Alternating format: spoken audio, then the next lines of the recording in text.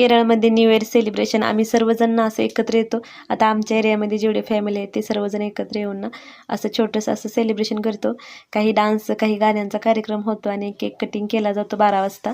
तर याचा detail video मी चॅनलवरती अपलोड केलेला आहे. എല്ലാവർക്കും ഞാൻ എൻ്റെ ഹൃദയം നിറഞ്ഞ സ്വാഗതം പറയും.